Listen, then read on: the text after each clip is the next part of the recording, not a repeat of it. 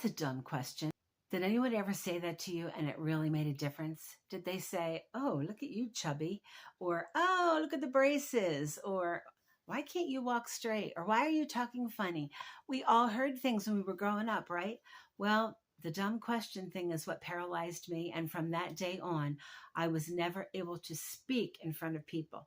When I got into high school and there was a debating club, I'm like, there's no way on God's green earth that I could have ever joined the debate club. I couldn't, because that day when that adult mentor said that to me in front of peers, and then her daughter actually echoed the same thing, life changed for me.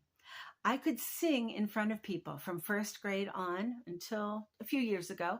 I sang in front of 1,000 people, but to speak, absolutely not. I had been paralyzed.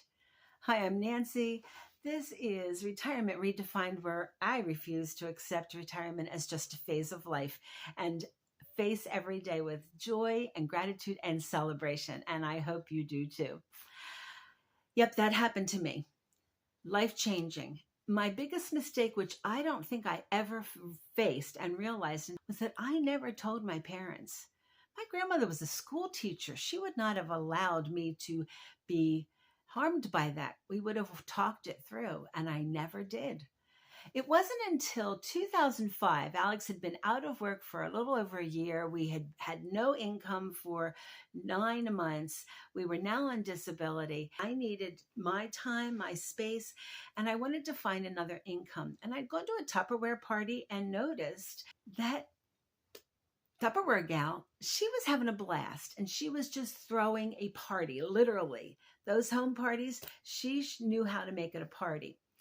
No, I wasn't interested in Tupperware, but one night I went to a party where they sold jewelry, and I fell in love with it. Alex and I talked about it, and I thought, I'm going to try this. I needed the money. I needed an out. And actually, I didn't know it, but I needed to face that fear and conquer it. So from 2005 for 10 more years, I did home sales, and I threw parties and had a blast and did well financially, did well. But then we decided to move to Florida. Retirement makes you face a whole new world, and you've got to make decisions. And I want to encourage you today that whatever your fears are, face them. If they're holding you back from something you'd think you'd really like to do, or because you have to do the hard part, the good part isn't available because you won't get through the hard part, think about it. Don't let that paralyze you any longer, like it did me. 2015, we moved here, and last week, I told you how we stepped out of our box and decided to do those parties and the dinner for 100 people every week. But that meant I was going to stand up in front of 100 people in our community that I wasn't going to leave and not have to face them again. I was going to have to engage with them. And so that's what we did. Once a month on Friday nights, I went out there and I entertained. I spoke and I led the instructions, and I did all those things that I was completely paralyzed from 50 years later. You can do it too. I got involved in a women's group at church and actually spoke before women and shared a devotional, shared how God works in our lives and encouraged people with that. I think that was probably the biggest step of all. And I felt really, really blessed by that. And to realize that I was in a position, here now for several years, I had been contributing to other people's lives and making a difference and bringing joy to their lives because I opened my mouth in a different way than just singing. Now we've got 2020 and there's no one to talk to. Nobody, except you get on the phone and talk to your kids. We weren't even FaceTiming then, I don't think. So we just talked to people that way and really stepped back.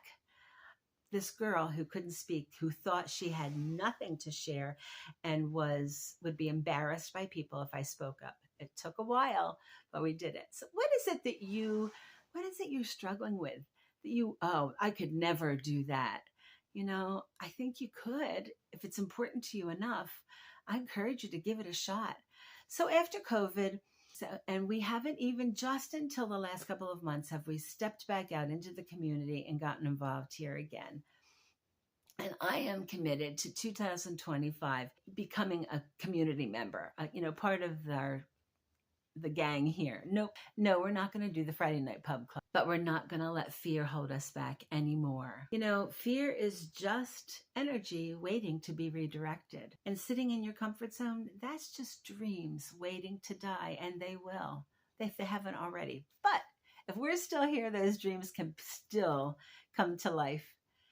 They just were in a cocoon. They were hibernating. It's time for them to come up again. And age is just a number, but your story is waiting to be told, and it is golden. So pick one conversation, one thing that you could do this week, just a baby step to step toward reaching those goals or that dream that's paralyzing you. Face it, get out and just do one silly little thing, and then the next, and then the next. And next thing you know, you might be talking on video and to people and acting silly with, And the rule is just no overthinking. Just do it. You can do it. I hope that this is going to be the greatest year for you. I'm still committed to having the best 2025. Times are flying by. Say hi in the comments and subscribe if you want to join me again. I'll be here on Saturdays, Mondays, and quite often on a Wednesday. See you later, and God bless.